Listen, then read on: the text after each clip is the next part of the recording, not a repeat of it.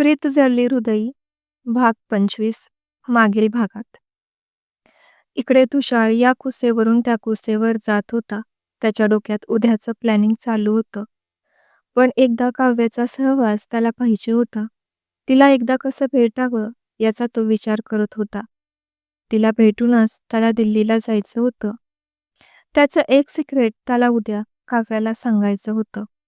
तिचं मत विचारात घ्यायचं होतं.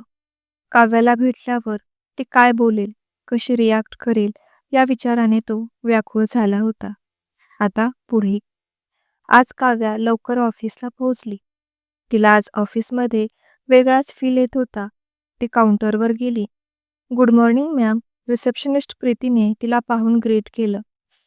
तिच्या तोंडून मॅम शब्द ऐकून तिला थोडं ॲकवर्ड वाटलं. पण शेवटी हे तिच्या मेहनतीचं, कष्टाचं फळ होतं. ती पुढे काही पावलं चालत गेली. सगळे तिच्याकडे नजर रोखून पाहत होते. सगळ्यांना तिचा हेवा वाटत होता. ती पटकन तिच्या केबिनच्या दिशेने गेली. आजही जाताना तिने तुषार सरच्या केबिनकडे डोकावून पाहिलं. केबिनचा दरवाजा ओपन होता. तुषार आतमध्ये त्याचं काम करत होता. आज तो तिला जरा घाईत वाटत होता. त्याच्या हाताची बोटं आज लॅपटॉपवरून जरा फास्टच फिरत होती.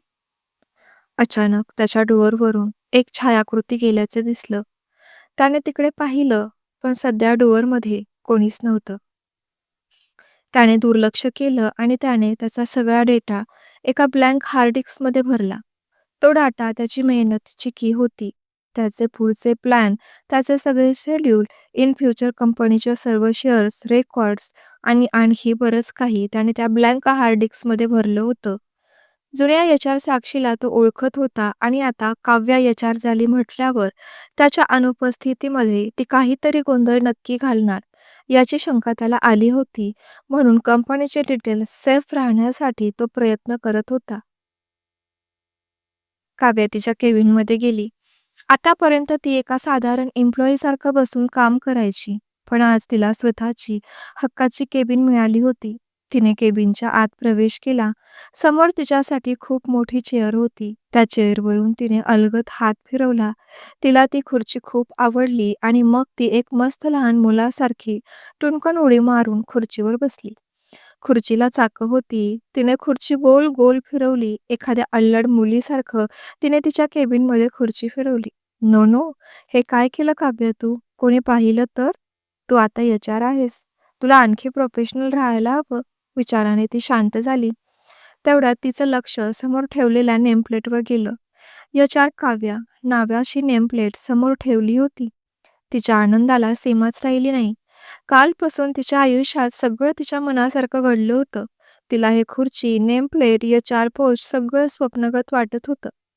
तिने स्वतःच तिच्या हाताला चिमटा काढला. तिला वेदना जाणवली आणि मग वेदनेने विव्हळून तिने त्या जागी हळूवार फुंकर मारली. आपण वास्तवात आहोत याचं तिला भान झालं.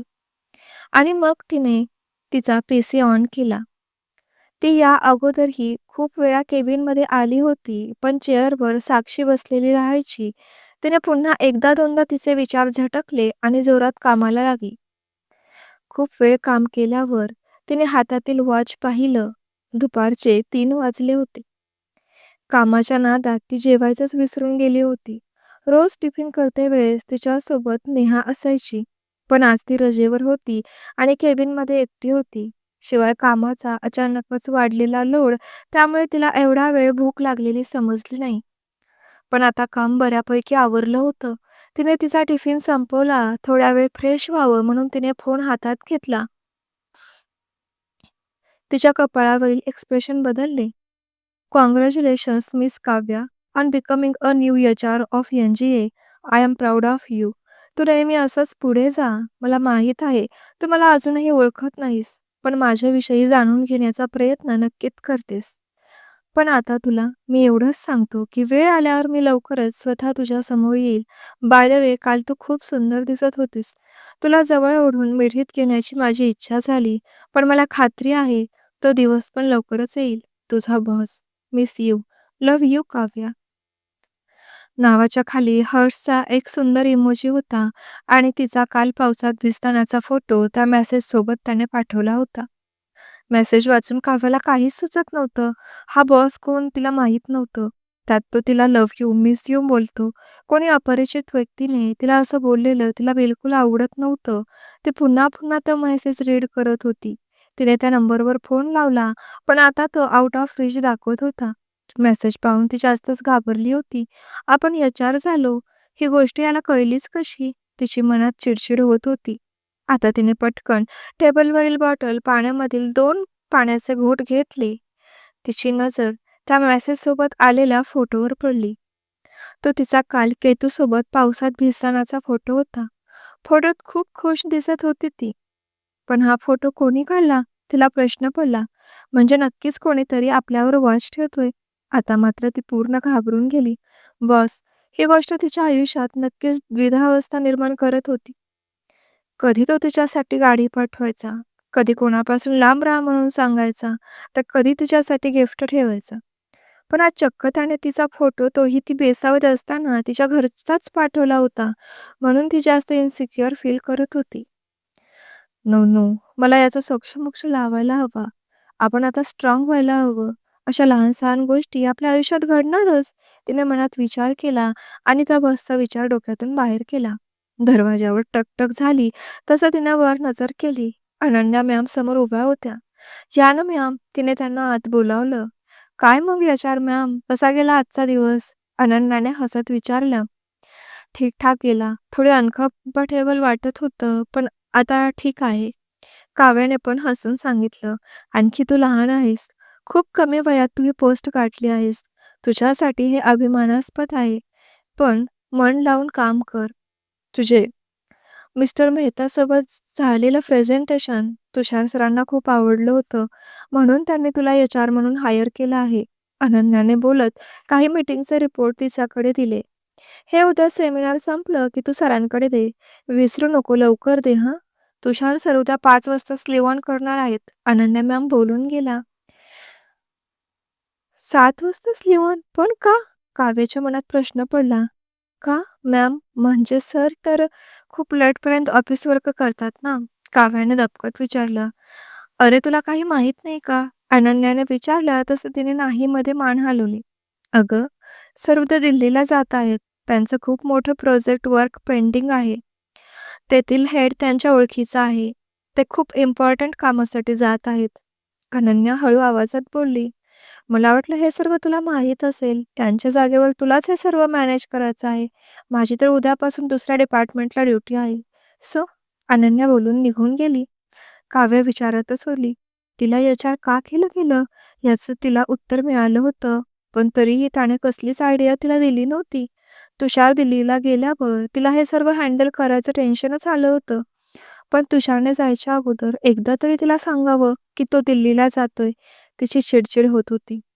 "तुला नेमकं कशाचा त्रास होतोय? तो दिल्लीला तुझ्यापासून लांब जात आहे याचा, की तो तुला काहीच न सांगता जात आहे याचा?" तिचं मन तिलाच प्रश्न करत होतं. "पण तू त्याचा एवढा विचार का करतेस? तो दिल्लीला कामासाठी जातोय ना. पण मी एवढं हायपर का होत आहे? ओ गॉड! मला काय झाले? तो दिल्लीला जाऊ नये असं का वाटतं मला? तो कोण आहे माझा? बॉयफ्रेंड की नवरा?